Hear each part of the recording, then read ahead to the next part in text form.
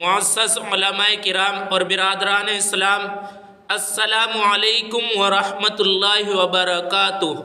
میرے بھائیوں، بزرگوں اور دوستوں، اللہ رب العزت نے قرآن کریم میں فرمایا ایکم احسن عملا، کہ تمہارے اعمال اتنے اچھے ہو، اتنے اعلیٰ درجے کے ہو کہ اللہ تعالیٰ کو پسند آ جائے، اللہ تعالیٰ ان سے محبت کرنے لگے۔ ربنا آتنا فی الدنیا حسنہ، کہ اللہ تعالیٰ چاہتے ہیں کہ جب بندہ کہتا ہے اے اللہ میری دنیا کو اچھی بنا، تو اللہ بھی یہی چاہتے ہیں ربنا آتنا فی الدنیا حسنہ وفی الآخرۃ حسنہ، اور اس دنیا کے ذریعے اس دنیا کو باعزت بنا اور اس دنیا کے ذریعے آخرت کو بھی اچھا بنا۔ یعنی انسان دنیا میں رہ کر اچھے کام کرے گا، اچھا سوچے گا، اچھا حلال کھائے گا، نماز پڑھے گا، تلاوت کرے گا، حج کرے گا اگر فرض ہے، زکوٰۃ ادا کرے گا اگر فرض ہے، رمضان المبارک کے روزے رکھے گا اور نیک کام کرے گا۔ ایکم احسن عملا، کہ تمہارے ایسے اعمال ہو کہ اللہ تعالیٰ ان کو پسند فرمانے لگے، اور اللہ تعالیٰ کسی پر ظلم نہیں کرتا، کسی پر جبر نہیں کرتا، کسی پر زیادتی نہیں کرتا، اللہ تعالیٰ ظالم نہیں ہے، اللہ تعالیٰ کسی پر زبردستی یا جبر کرنے والے نہیں ہیں، اللہ تعالیٰ کسی کو ستانے والے نہیں ہیں۔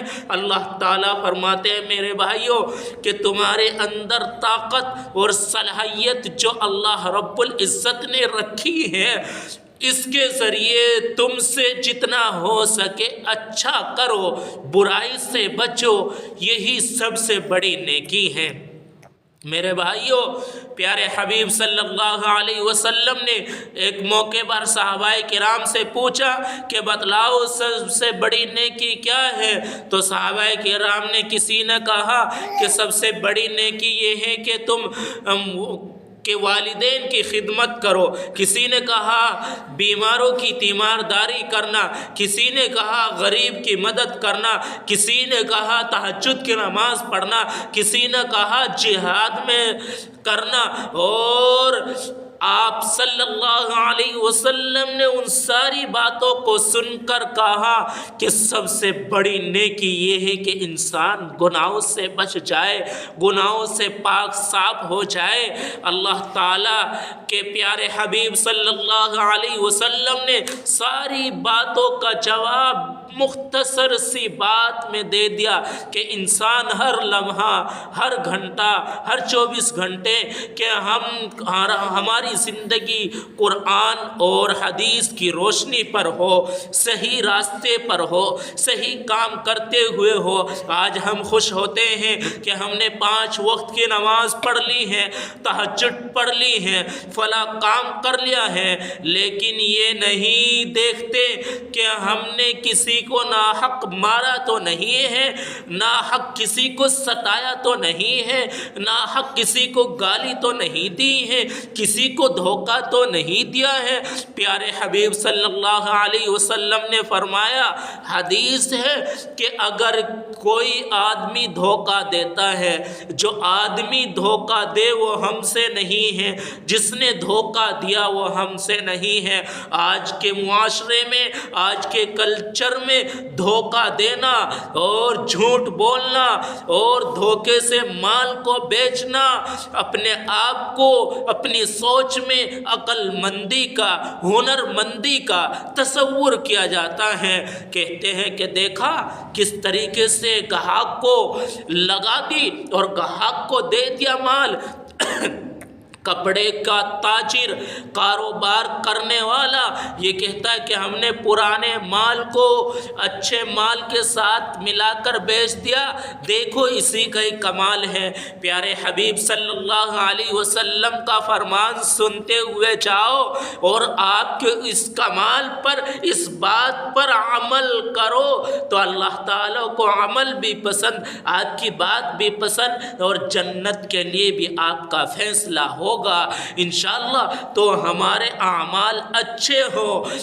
ہمارے اور آپ کے امام ابو حنیفہ علیہ الرحمہ کپڑے کی تجارت کیا کرتے تھے۔ ایک مرتبہ ایک تھان میں نقص تھا، ملازم کو کہا کہ جب تم اس کو مارکیٹ میں لے کر جاؤ تو اس تھان کے اس نقص کو بتلا دینا، اگر کسی کا دل چاہے گا تو لے لے گا ورنہ اس کو واپس لے آنا۔ ملازم جاتا ہے اور اس کو فروخت کر دیتا ہے۔ اس زمانے میں اس تھان کی قیمت 25,000 درہم میں فروخت ہوا۔ 25,000 درہم بہت بیٹھتے ہیں۔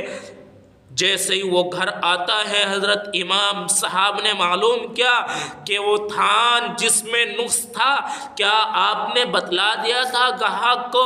بتلایا کہ حضرت میں بھول گیا تھا اور بتلا نہیں سکا۔ کیا اس کا گھر معلوم ہے؟ فرمایا کہ حضرت میں نہیں جانتا ہوں۔ تو امام صاحب امام ابو حنیفہ علیہ الرحمہ نے فرمایا کہ ہمارے نزدیک وہ پیسے استعمال کرنا جائز نہیں ہے، وہ سارا پیسہ اللہ کی راہ میں خیرات کرا دیا۔ جو مال دھوکے سے بیچا جائے اس مال کو مسلمان کھا نہیں سکتا۔ آج ناپ تولی میں کمی کرنا، ناپ تول میں کمی کرنا بہت معمولی سی بات ہے۔ گھٹیا چیز کو اچھی چیز بتا کر پیش کرنا معمولی سی بات ہے۔ جھوٹی قسم کھا کر اپنا مال بیچنا عقل مندی سمجھی جاتی ہے۔ آپ صلی اللہ علیہ وسلم نے فرمایا کہ جس نے سچی ہی قسم کھائی اللہ تعالیٰ اس کے مال کی برکت کو سلب کر لیتے ہیں، اس کے مال کی برکت کو ختم کر دیتے ہیں، اس کے مال میں برکت نہیں ہوتی۔ جس مال کو بیچتے وقت قسم کھائے جائے کہ اس کی برکت کو ختم کر لیا جاتا ہے، اور جب جھوٹی قسم کھائے تو مال میں برکت کیسے آئے گی؟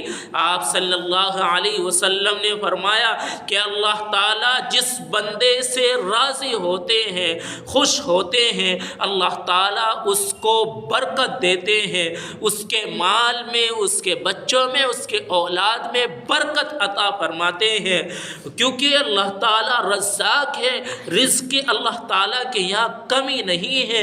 وہ غیر کو بھی کھلا رہا ہے، وہ مشرک کو بھی کھلا رہا ہے، جو اللہ کو نہیں مانتا ہے اس کو بھی کھلا رہا ہے، تو ہمیں بھی کھلائے گا۔ اللہ تعالیٰ کا محبوب بندہ وہ ہے جو امانت کے ساتھ کسی کو دھوکہ نہیں دے اور سچائی کے ساتھ اپنے مال کو بیچے۔ اللہ تعالیٰ جس سے محبت فرماتے ہیں تو اس بندے کے مال میں برکت عطا فرماتے ہیں۔ خیر میرے دوستو، ہمیں اپنی زندگیوں میں جائزہ لینا چاہیے۔